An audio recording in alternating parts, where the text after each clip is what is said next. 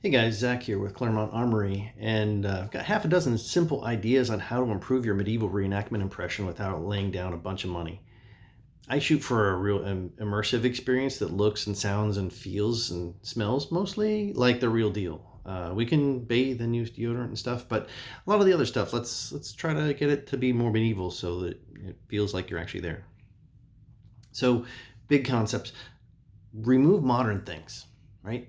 Sunglasses, glasses if you don't really need them, watches and phones, things like that, right? I'm not saying to ditch things you truly need to function. If you need a wheelchair to get around, by all means, use your wheelchair.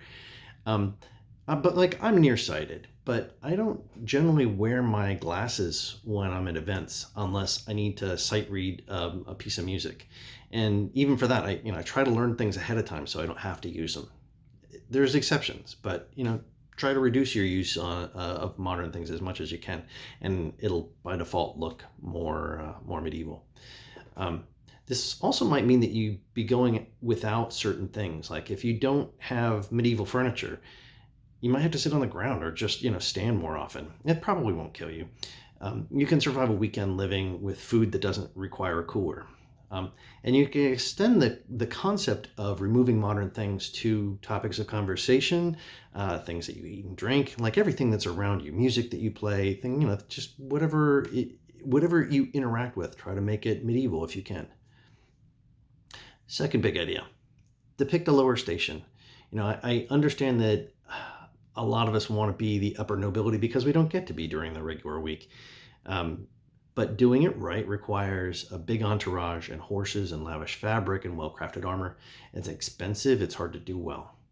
And in the process, a lot of us tend to do parts of that, and the rest of the kit doesn't really work, or it's not very convincing because you don't have all the trappings that go along with it.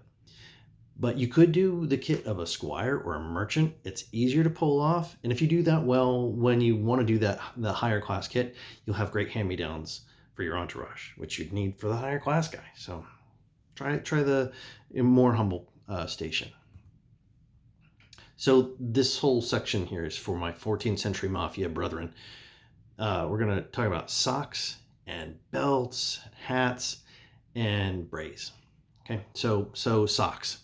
Hosen are what they really wore at the time. It's kind of a long stocking, usually covers the foot. Sometimes there's ankle length ones, but foot up to upper thigh, right? And because of that, we tend not to see ankles a whole lot.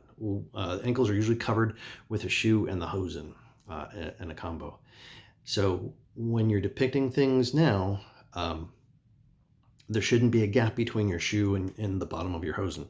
It's real tempting. It's cheaper to wear, like sweatpants or something kind of modern-ish or some kind of workout pants, and it exposes particularly like low white socks are real common now, modernly, but they're really jarring. They look very modern, right? So you can switch over at least to a black sock. It covers that gap a little more, and it's not as doesn't draw the eye as much. It's not as distracting. You can also tailor your sweatpants, or I mean, definitely if you can wear good solid chousers, that's the right way to go. But you could also just tailor sweatpants, use a jersey knit kind of thing, just so that it gives you the right kind of line and shape, so that it tapers down over the calf. Their calves tended to be sleek, much sleeker than a modern look. We tend to think, like blue jeans and cowboy boots or work boots or something like that. Ankle is bulky in modern clothing.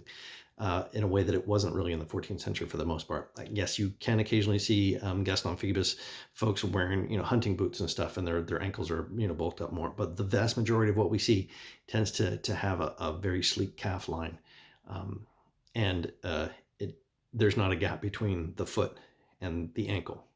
So cover that up. Use a black sock. It won't cost you anything more really. So belts. What's the second big thing here? Belts may have had like if you're just in civilian clothes, you might have a pouch or a book or a rosary, maybe dagger or keys. But belt favors, like the tea towel kind of style belt favors, seem to be mostly a modern thing. And I understand that for many of us, they show a deep connection with specific special places and people. And I understand the desire to wear them. We don't see them a whole lot in manuscripts. So maybe consider not wearing those. Sorry, I mean, it's a little painful, but might ditch those. They seem to be kind of a bit of on the way out fashion-wise anyway. But and when you're fighting, pouches are super rare on fighting kits. It's not really clear why. Is somebody else holding your keys or and your coins? But you might ditch those too. I understand, you want to have keys to your car or whatever, like on you, or whatever you might need, but maybe have them in a camp somewhere, or maybe on the side of the list field, whatever. So yeah, if you're fighting, maybe ditch the pouch. So hats. In the 14th and 15th centuries, people pretty much covered their heads most of the time. They wore hats. Earlier periods, it's not always the case. The Viking era, the Bayeux Tapestry, you see, bareheaded people all the time. In the 14th century, you should probably be wearing some kind of hat. The wide brim straw hats are real popular with the peasant class, although it's not exclusive to them. You definitely see merchants wearing them, even versions of them in upper classes. There are several other styles, lots of different bag hats. So don't be shy about wearing something on your head. For the ladies, that's likely to mean a veil of some sort. Wimples. There's lots of different styles there that can look really great. It also protects you from the sun, so it's probably a good way to go. So, all right, the last one is from a guys. Braze, the boxer brief style or boxer short style underwear. We shouldn't see them. They're generally only seen if you're working in a field, which, fine. If you're depicting a peasant and you've got a scythe in your hand, you could have just a tunic and your braze, or just the braze and be running around barefoot.